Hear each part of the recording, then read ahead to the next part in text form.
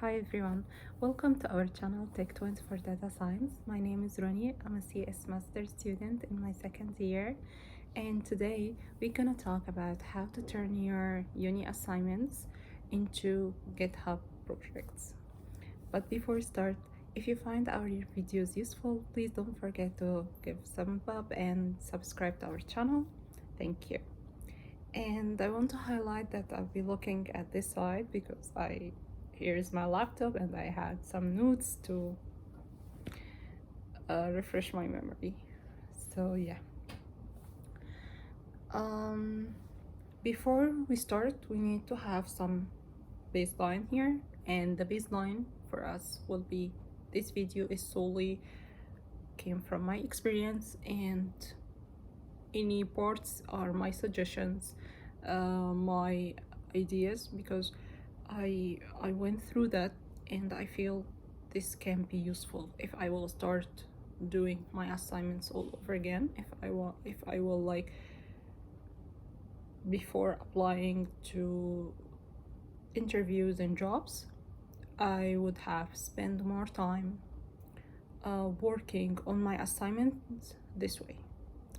And by the assignments, it's really not related to the uni assignments. You can't have it from boot camp. You have enrolled in an online course, online module, webinar, even whatever the source you have. I'm talking about any project you did using dataset, and you create machine learning model or kind of model, and you have only also good metrics, accuracy metric, and precision classification report, all these parts. I want to add more to this beautiful successful project. 3 elements. The first element is business reflection, and what I mean by that, let's apply it with example so you can memorize it and have better understanding. So let's say I have a bank and I have applicants, and these applicants want loans from the bank, and the data give me 1000 rows, so that means 1000 applicants, 1000 papers, and the bank needs to go through all the 1000 and identify these applicants into 3 groups: high risk group, low risk group, and medium risk group. And they give you this assignment to do it. So you will start by the data, doing the data processing, EDA, data cleaning, identify the features, outliers, all this beautiful stuff. And then you started with building the model. So you clustered, you run some classification, you did some prediction afterwards, all good. And finally, you checked the performance metrics, confusion metrics, accuracy metrics, all this, which is good as well. And you have good accuracy rate, so your model is on concrete ground. However, you still need to identify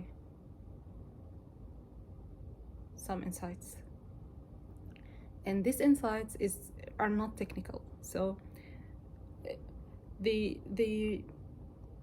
you don't get it from like technical book or technical blog. You actually get it from understanding what's more important to the business. So here you need to have some questions, business questions, such as why the bank is doing all this step, all this process. Let's say your model identified that only 200 applicants have low risk. So does that mean we will decline the 800 applicants? We will accept the 200s and give them the loans, but the 800 will just like, hey, you're not fit, or should we go around a little bit and try to have some specific model fit with the 800 applicants? Should we decline the high risk group, the high risk applicants, and take the medium and start work around the medium risk applicants and start work around them? So that's what I mean by the business insight. Like, okay, we have this successful model, but what's next? What should do, or the stakeholders should do after that? What else here? I need to focus. So your project is going to fix the problem. Do we need to collaborate with other teams before production? What is the limitation of your project? What else? Another nice approach is that we might want to ask the 800 for additional information, if they have like any assets in the country. What about the credit score? Like, check if there are any other additional informations or papers that can help them to. We will feed this information back to the model and remeasure the accuracy, or remeasure the score each group have. So this is what I mean by business reflection, is to have more understanding of the problem, to not focus on the model, but to check one step before, one step after, what we are gonna do that. And you can do that by reading more about the business. You might also want to reach out to one in this industry. Like in the banking example, you can reach out to one working in the banking and say, hey, how do you deal with the loans? How, like, if like this example, what about the 800? If the model give big amount of people or big amount of applicants under high risk, how to deal with this, how to deal with the high risk. So this can help a lot with the use case, can help a lot to land your job, to switch to a new job, because you understand that.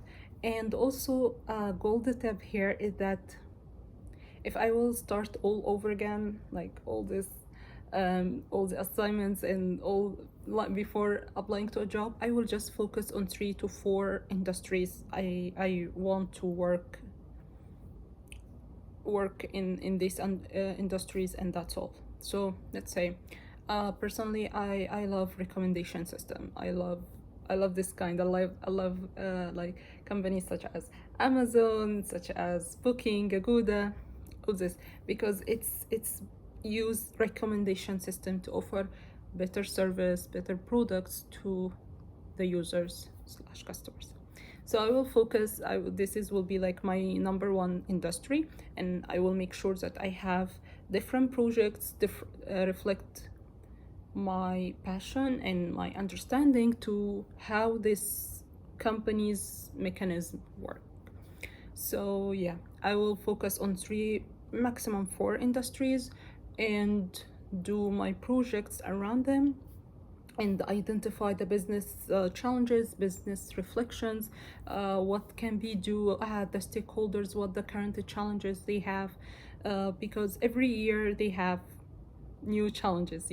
Before COVID-19 it was a story. After COVID-19 2020, it's a different story for all business and the industries. So I will see what the challenges they have right now, and be able to represent projects are closely fit to these challenges, trying to make my model give some suggestions. I'm still beginner, I'm still learning, but I will give like some suggestions that can we can like talk over them in the interview process, or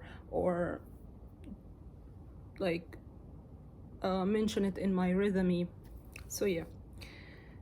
And I feel that I spoke a lot about the business reflection, but it's truly important. Like, I can't highlight this enough.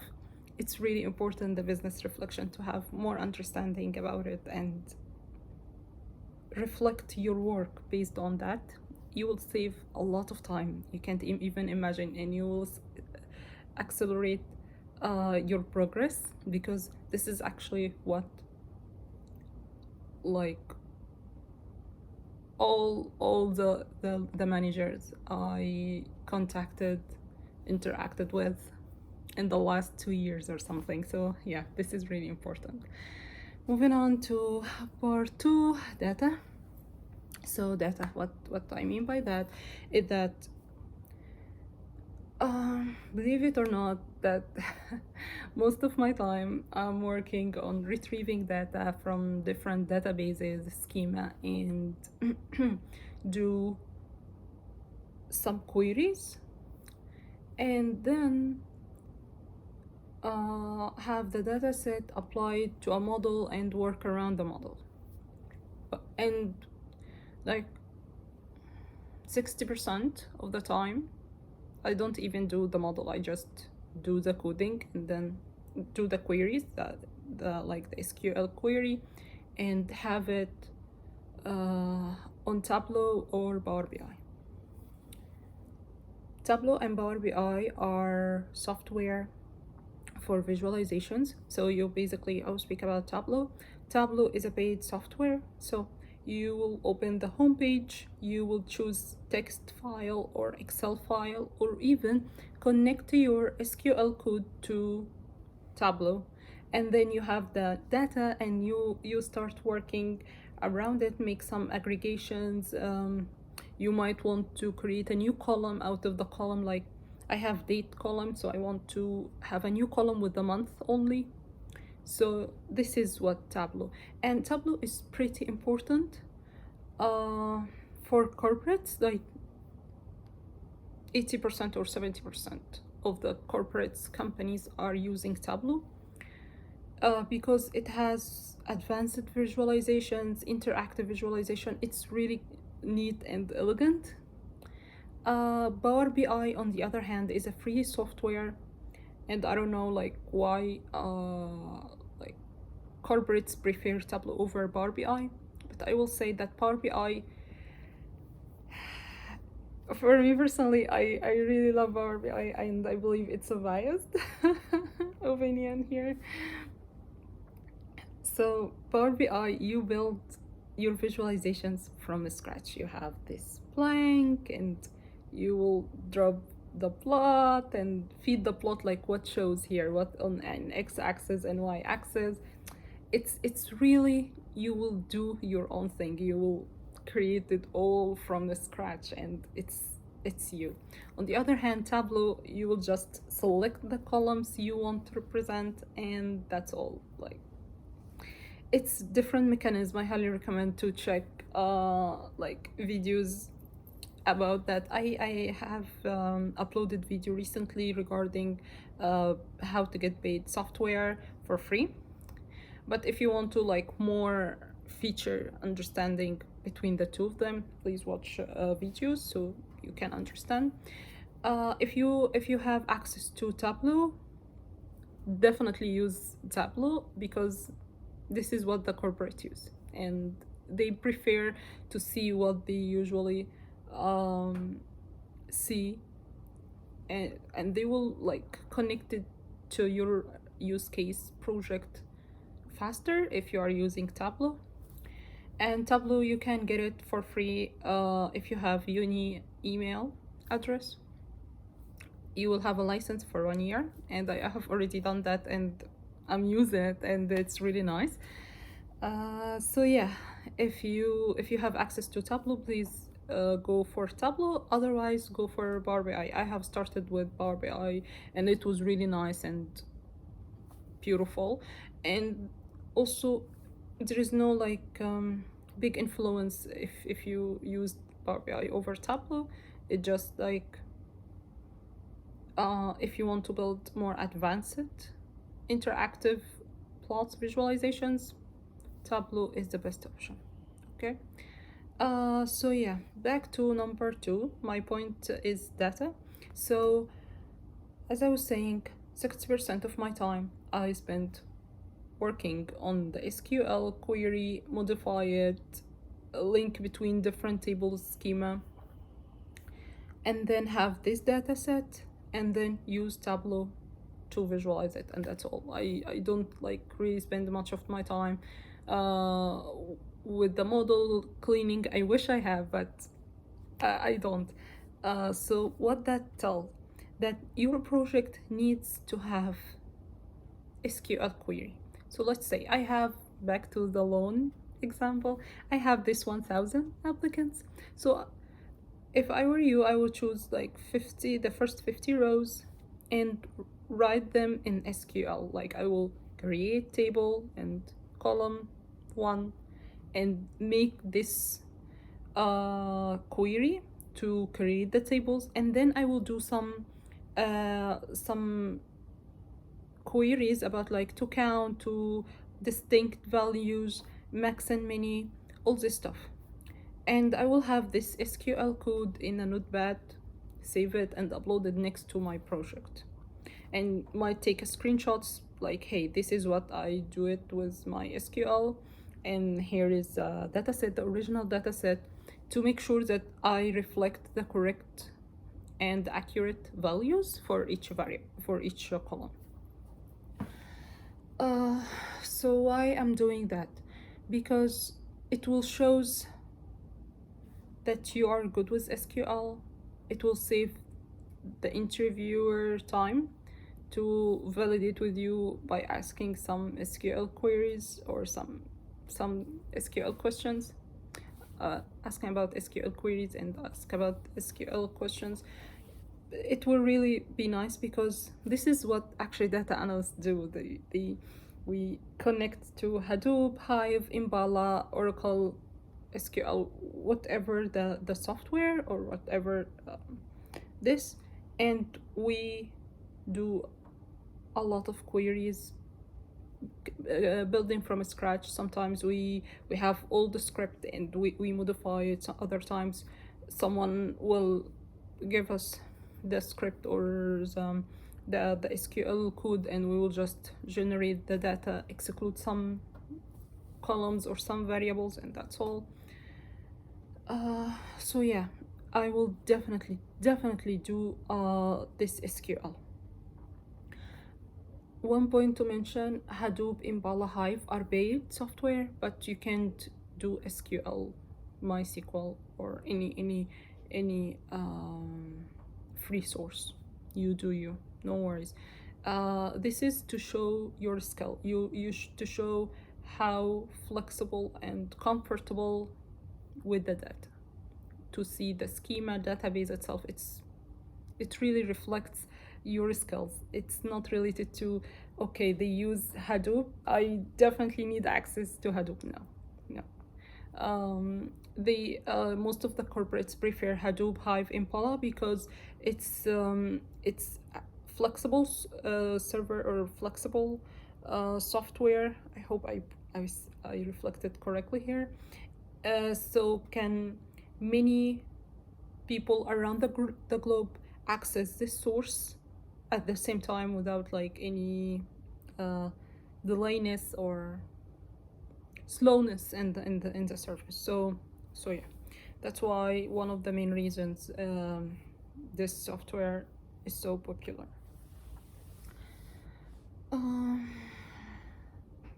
And others might use Oracle as well. And finally, your project. So yeah, your project sorry, your project usually contains data processing, EDA, where you understand the data, the correlation versus causation, check the outliers, features, overall understanding, make sure these steps are well interpreted. This is really important. And then moving on to the model. whether you are using machine learning or any other domain here, it's okay.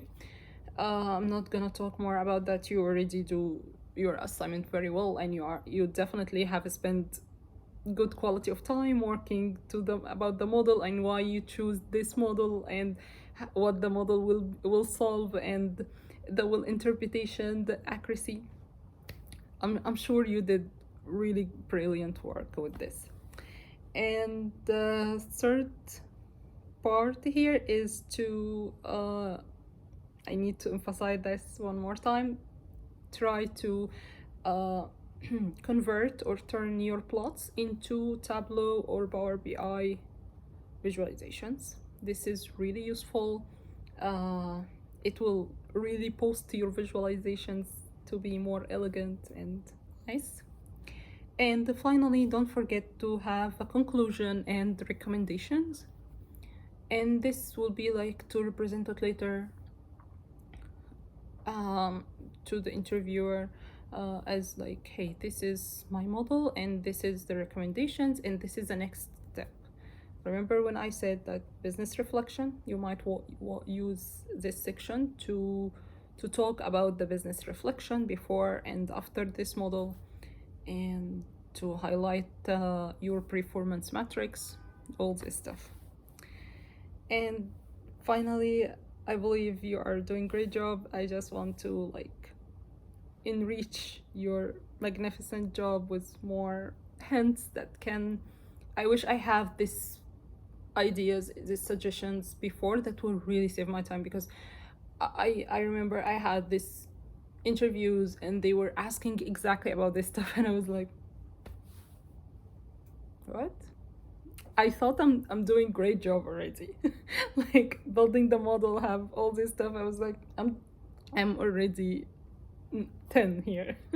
So it was really hard lessons to learn, but I'm grateful I learned it at young age to avoid them in the future. Thank you so much for keeping up until this far, and see you in the next videos. Don't forget to subscribe and give our video a thumb up if you find our content useful. Thank you, and see you in next video. Bye.